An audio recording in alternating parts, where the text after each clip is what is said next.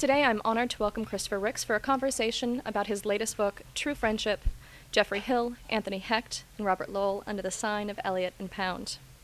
The book is born out of a series of lectures presented at Bard College in 2007, part of the Anthony Hecht Lectures in the Humanities.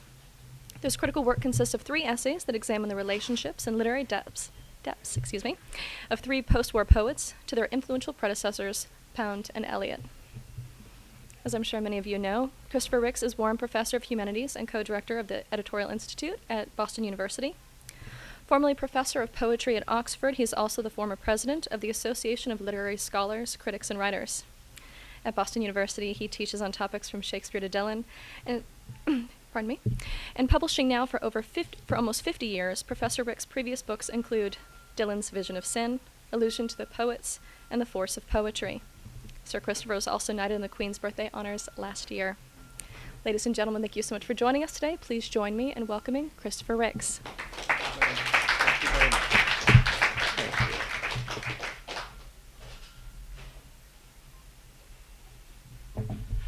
I'll start with the bad review that the book has just had. I've often said to my children that my books have received adverse reviews, and Alice says, I don't really mean adverse, that is a bad review, the word adverse being kind of protection for oneself.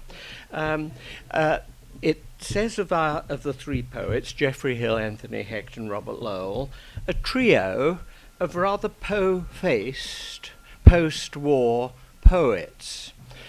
So clearly he was very much enjoying the alliteration or and the assonance of po, po, po. It moved me to look up po-faced and to realize that though it's been affected by poker-faced, it doesn't actually derive from poker-face. It's priggish. Now, I have to say that Anthony Hecht, Robert Lowell, and Geoffrey Hill seem to me not priggish and extraordinarily not po-faced.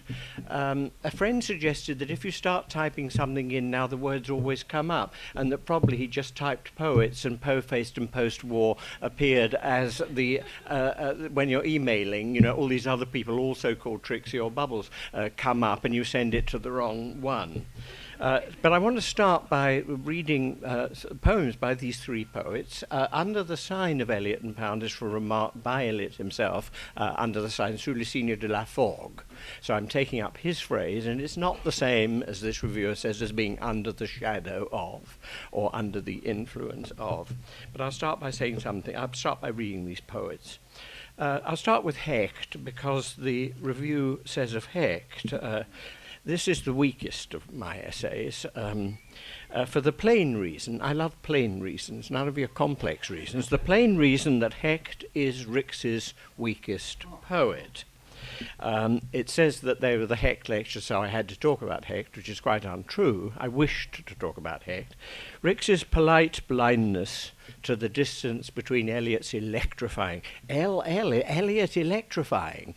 Clearly this man knows how to use alliteration and so on. Between Eliot's electrifying poetry and Hecht's stiff, florid, pathetic verse is embarrassing. I think Hecht is a true poet. I think he's not in any way po-faced. He's the man who gave us, in answer to Le Monocle de mon oncle, Le Masseur de ma sœur. He's the man who rethought classicism as mens sana in mens sauna. And he's the person who thought that Freud should really have written a book called Civilization and its Discotheque. So the idea that this, of all the people, that this person is sort of po-faced and so on. I'll remind you of his most famous. I'll quote only poems that figure in the book, because otherwise I could be cheating in my relations to the reviewer. So I'll remind you of Hecht's most famous poem, The Dover Bitch, a criticism of life. So there stood Matthew Arnold and this girl with the cliffs of England crumbling away behind them, and he said to her, "Try to be true to me, and I'll do the same for you, for things are bad all over," etc., etc. Well, now, I knew this girl. It's true she had read Sophocles in a fairly good translation and caught that bitter allusion to the sea, but all the time he was talking, she had in mind the notion of what his whiskers would feel like on the back of her neck. She told me later on that after a while she got to looking out at the lights across the channel and really felt sad, thinking of all the wine and enormous beds and blandishments in French and the perfumes, and then she got really angry. To have been brought all the way down from London and then be addressed as a sort of mournful cosmic last resort is really tough on a girl, and she was pretty. Anyway, she watched him pace the room and finger his watch chain and seemed to sweat a bit, and then she said one or two unprintable things. But you mustn't judge her by that. What I mean to say is she's really all right. I still see her once in a while, and she always treats me right. We have a drink, and I give her a good time, and perhaps it's a year before I see her again. But there she is, running to fat, but dependable as they come. And sometimes I bring her a bottle of Nuit d'Amour. Now that's a contentious poem, and Hecht knew perfectly well a lot of people took against the poem, though he thought ill-judging it. Do you see what I mean? But this is not the poem of a rather po-faced poet. And I jump from that to his other rightly famous poem, More Light, More Light. Composed in the Tower before his execution, these moving verses, and being brought at that time painfully to the stake, submitted, declaring thus, I implore my God to witness that I have made no crime. Nor was he forsaken of courage, but the death was horrible, the sack of gunpowder failing to ignite. His legs were blistered sticks on which the black sap bubbled and burst as he howled for the kindly light. And that was but one, and by no means one of the worst, permitted at least his pitiful dignity, and such as were by made prayers in the name of Christ that shall judge all men for his soul's tranquillity. We move now to outside a German wood.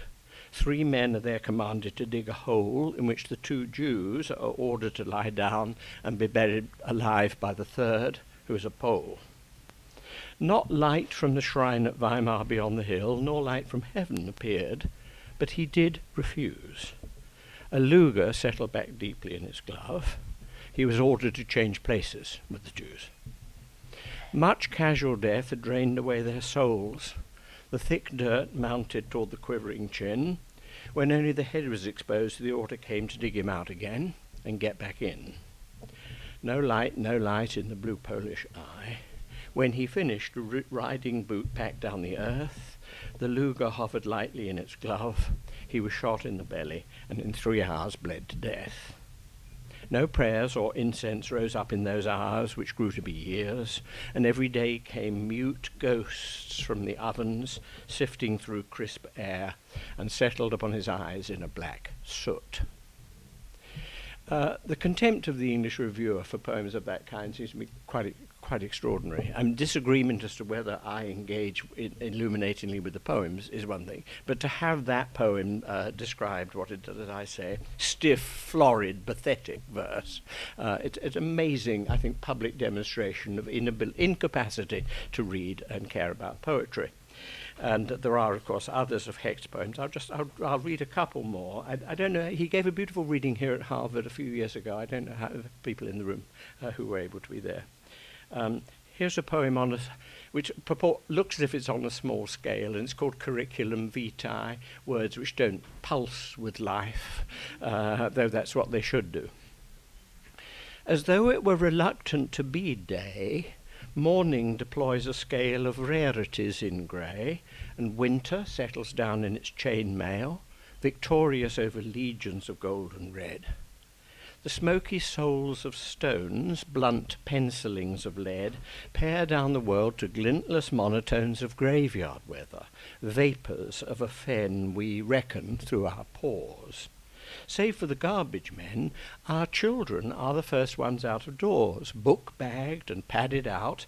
At mouth and nose they manufacture ghosts, George Washingtons and Poes, Banquos, the Union and Confederate hosts, and are themselves the ghosts, file cabinet grey, of some departed us, signing our lives away on ferned and parsleyed windows of a bus. I think an exceptionally beautiful poem. And again, this is stiff, florid, pathetic verse. It's clearly risk-taking verse. But it's very, very delicate, and it knows about the sacrifice always that eye makes to ear. There is no way in which I can pronounce the word hosts so that it is S apostrophe and not apostrophe S. The Union and Confederate hosts, HOSTS apostrophe, and so on. Everything in that, the tiny, not a single host, but the two hosts of those, and so on. And the beautiful use of the word bus at the end. A bus is for everybody. It's called a bus because it is for everybody. It's an omnibus and so on. And it's gathering every curriculum vitae is going to end in some such way. And a very beautiful poem of hope and of dismay at the same time.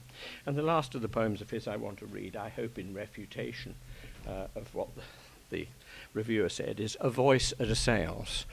That is curriculum vitae. Curriculum vitae, thank you. A Voice at a Seance, we have Hecht reading this poem, and it's rather extraordinary now to listen, of course, to a poet reading a poem called A Voice at a Seance.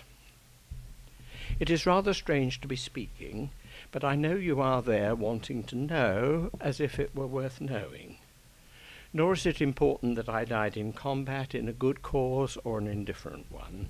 Such things, it may surprise you, are not regarded. Something too much of this. You are bound to be disappointed, wanting to know, are there any trees? It is all different from what you suppose, and the darkness is not darkness exactly, but patience, silence, withdrawal, the sad knowledge that it was almost impossible not to hurt anyone, whether by action or inaction. At the beginning, of course, there was a sense of loss, not of one's own life, but of what seemed the easy, desirable lives one might have led. Fame or wealth are hard to achieve, and goodness even harder, but the cost of all of them is a familiar deformity, such as everyone suffers from. An allergy to certain foods, nausea at the sight of blood, a slight impediment of speech, shames at one's own body, a fear of heights or claustrophobia. What you learn has nothing whatever to do with joy, nor with sadness either. You are mostly silent. You come to a gentle indifference about being thought either a fool or someone with valuable secrets. It may be that the ultimate wisdom lies in saying nothing. I think I may have already said too much. Now, I think these are really touching, beautiful poems. And as I say, to listen to him reading it is very, very extraordinary now. Now, these are all poems which I think are directly influenced by Eliot. They're not influenced only by Eliot. You'll have heard the memory of Hamlet in A Voice at a Seance.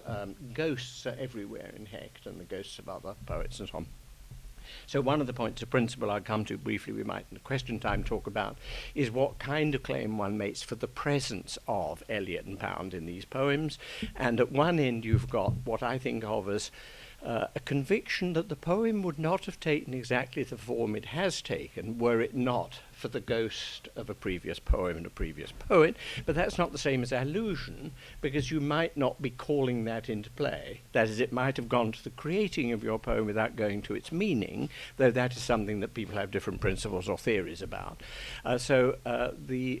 My adverse reviewer says that I use far too many terms for the simple thing influence, whereas I think, of course, that what I'm wanting to do is say sometimes something is actively called into play, sometimes it's not called into play, but you believe, as I do with some of Geoffrey Hill's poems, that the poem would not have taken this form had it not been for some compound ghost or ghosts in the plural. The Hill poems, I'll just read from the three poets who are not Eliot and Pound, as it were, the Hill poems. And again, are we to think of this as po-faced?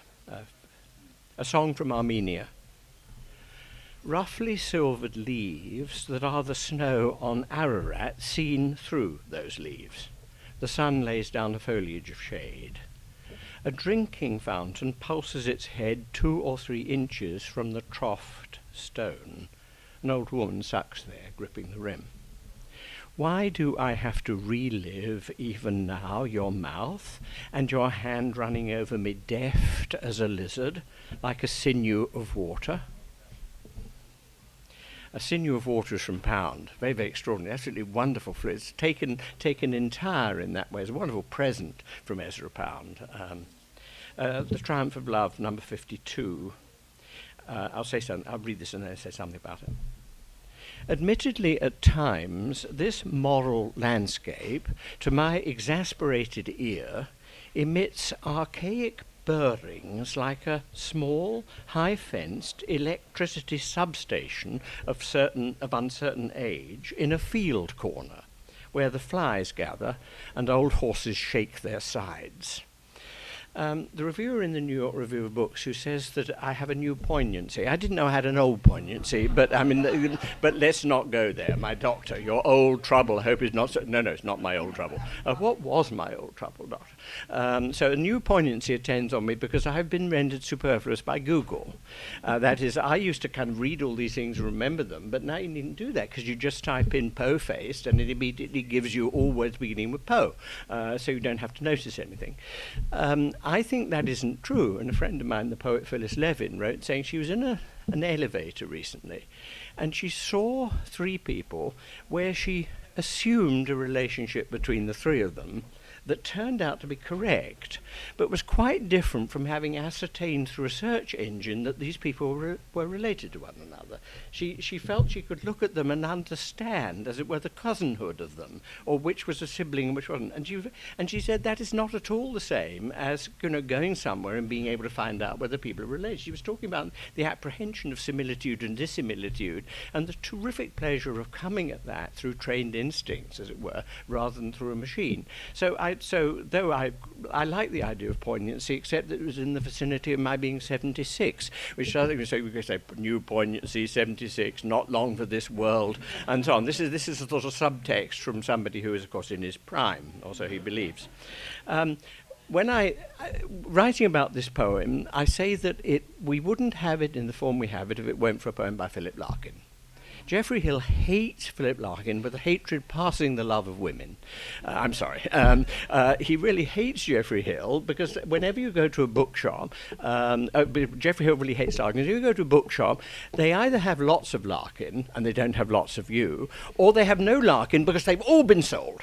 So it's an impossible situation. I remember going around the bookshops in New York with Geoffrey, and wherever we went, they either had his poems dead on the shelf, or they didn't have them. Do you know what I mean? And that they'd never had them, and so on. As against the selling like hot cakes, Seamus Heaney, and so on. So that complicated world. It is very, very close to a Larkin poem. The reviewer, Adam Kirsch, says, but it's close to the Larkin poem because horses do shake their sides. Well, I think horses do shake their sides, but I want to know about my exasperated ear. What is this exasperated ear, and what's the exasperation? And you look up everything that Hill has written about Larkin, and you find that it is the ear that he keeps coming back to. Partly because Geoffrey is deaf in one ear, and so his exasperated ear means only one of them. You know, it's rather beautifully using a circumstantial fact while making it sound as if he means ears.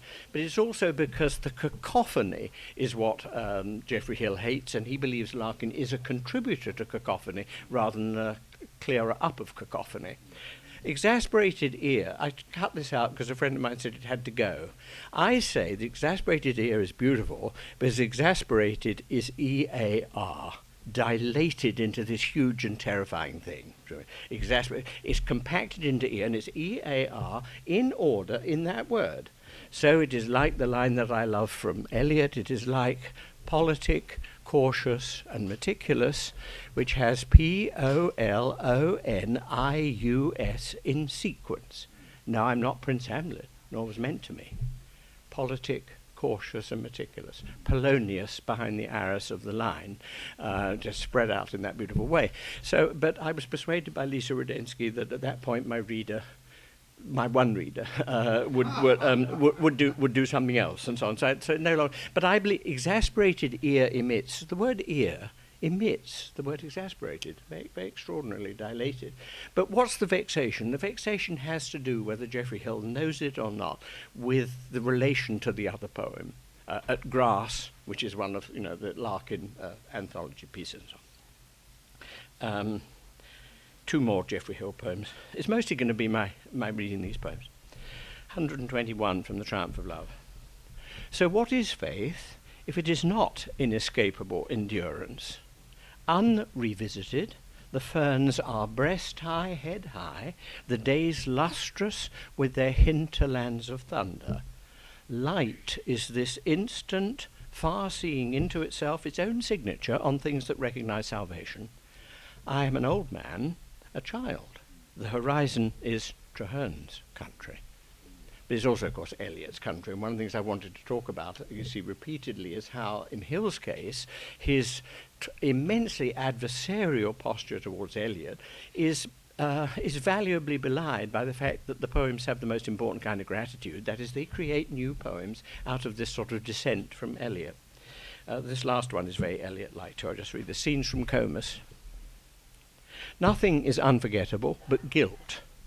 Guilt of the moment to be made eternal. Reading immortal literature's a curse. Beatrice in The Changeling makes me sweat even more than Faustus' Helen, let alone Marlowe's offstage blasphemous fun with words, or Pound's last words to silence. Well, let well alone. The gadgetry of nice determinism breaks comedians. All the better if you go mad, like Pound, Guido, a grasshopper, Guido, a cry from the fields. The grief of comedy. You have to laugh. So those are the Hill poems, and they're all discussed in the book in terms of what they owe to somebody whom they tried in a way to disown. The Hecht case is in a way simple and turns almost entirely on anti-Semitism, which is why it is to me extraordinary that More Light is full of memories of Eliot. That is, it seems very, very distant from that. A friend of mine, Jim McHugh in England, had just sent me something that I had not, that in fact I hadn't noticed. Let me just see if I can find that. Yes, he says this. The thick dirt mounted toward the quivering chin. Remember that line, the being buried alive. A hideous rewriting, Jem says, a hideous rewriting of my collar mounting firmly to the chin. So to take the world of Geoffrey Prufrock from the poet that you have to engage with all the time because of anti-Semitism, for Hecht that's the extraordinary depth of engagement and impossible problem for Hecht of Eliot. Not of Pound. Hecht has a simple relation to Pound. He has complicated feelings about Pound's achievement, but he has a simple relation really to it. So the last of the poets, and again I'm asking you to think of this in terms of Poe-faced. So here are the Lowell poems. And then I'll say a couple of points of principle, and then we'll make it conversation. I took deliberately the two poems by Lowell about Eliot and Pound. He's a different case from the others because these are directly about the poets, which is not something that Hill or Hecht do with Eliot and Pound. T.S. Eliot. Caught between two streams of traffic in the gloom of Memorial Hall and Harvard's war dead, and he... Don't you loathe to be compared with your relatives? I do. I've just found two of mine reviewed by Poe. He wiped the floor with them, and I was delighted. Then on with Warden's pace across the yard, talking of Pound. It's balls to say he only pretends to be Ezra. He's better, though. This year he no longer wants to rebuild the temple at Jerusalem. Yes, he's better. You speak, he said, when he'd talked 2 hours. By then I had absolutely nothing to say.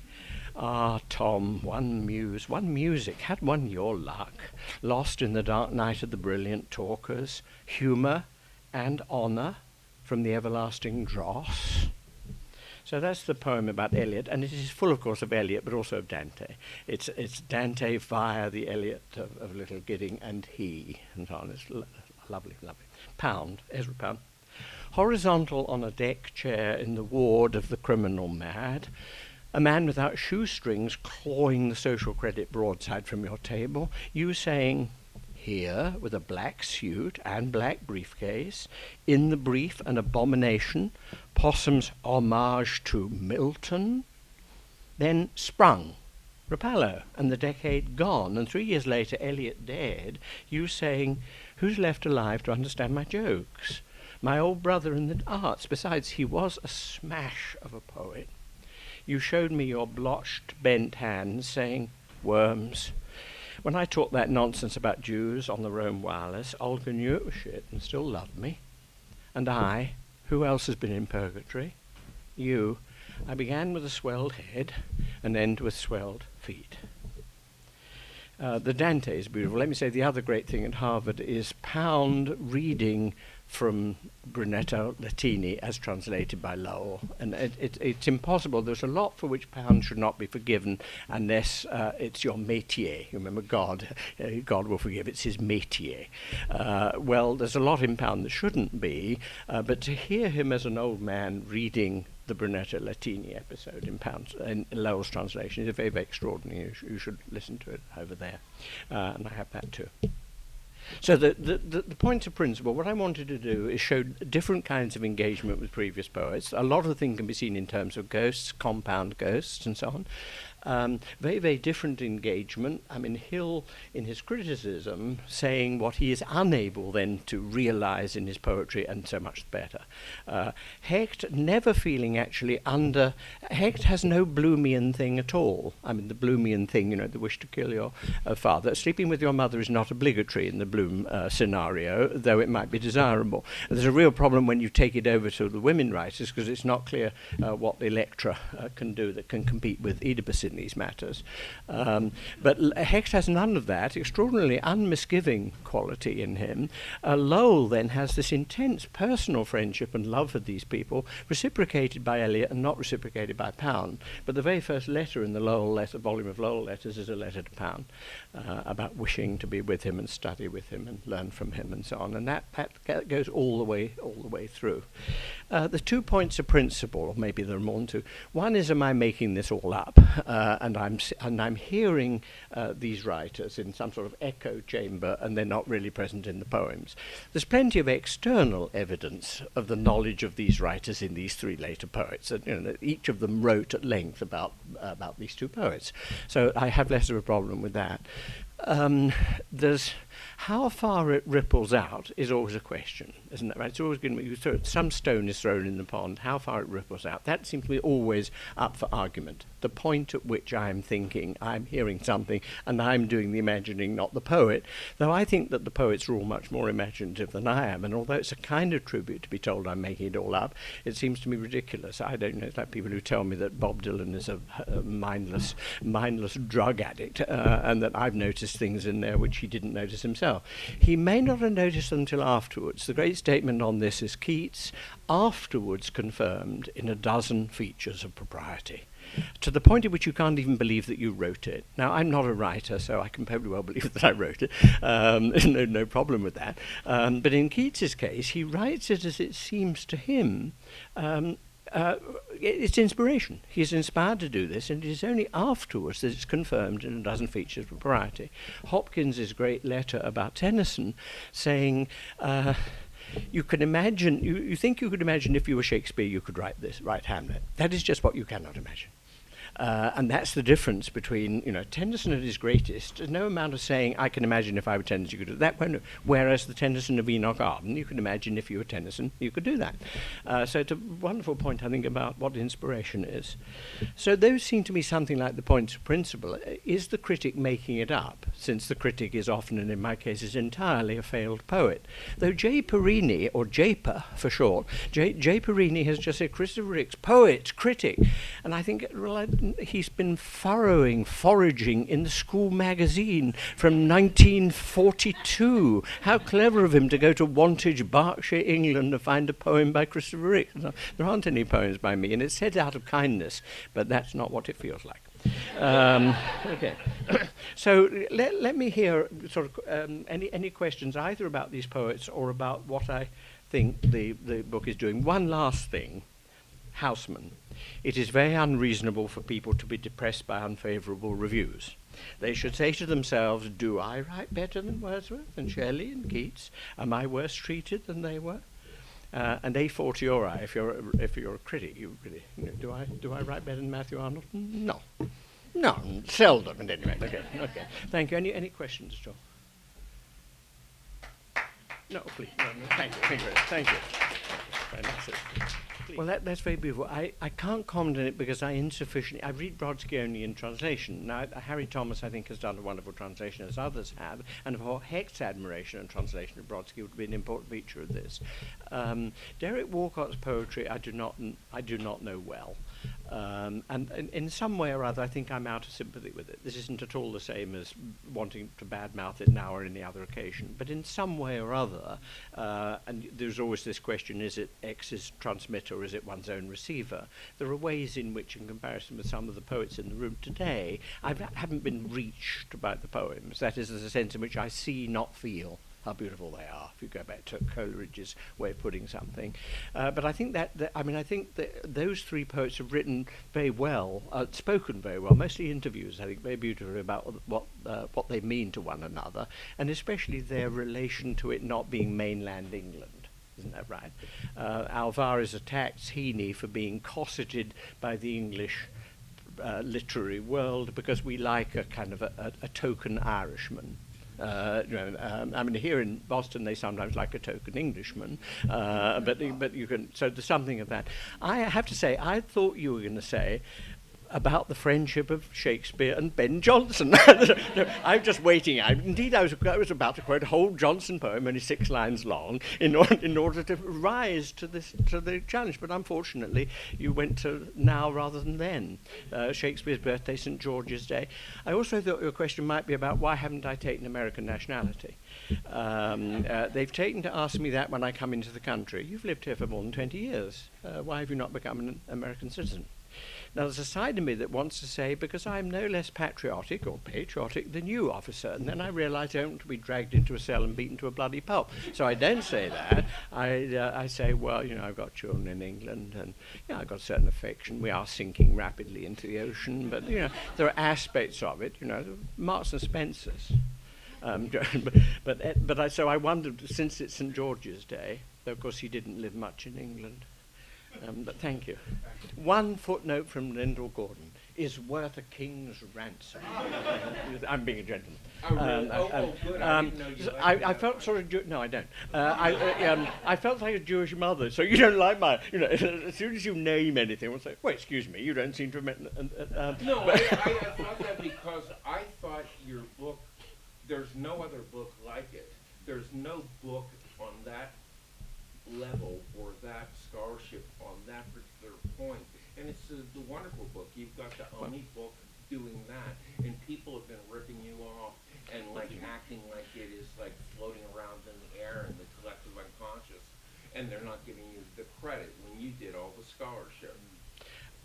There's a wonderful remark by Benjamin Disraeli. The way to get things done is not to care who gets the credit for doing them. It's more saintly than I am, but it is very true. If you were running a university, the way to get things done. Of course, I am told that I'm ripping. That is that I ripped Eliot off. That is no, what. You didn't rip Well, Eliot I off. think. No, thank you very much, and I look forward. No, but you see what I mean. It's a complicated world. I mean that is a book by Eliot, not a book by me. I think editing is terrifically worth doing, and I was lucky in Oxford when I was growing up that I was taught by people who were not only critics and literary historians but were editors. F.W. Bateson edited Pope, as well as writing books about Wordsworth and the history of the English language in relation to and so on. Now, though that has tended to be a division here. I mean, I think across to Harvard, that is, Rollins was an extraordinary editor of Keats, but he was not an extraordinary historian or literary critic. I mean, mostly you put it all into one kind of thing. Whereas these mutually nurture and foster one another, these things. So I've been lucky in that respect.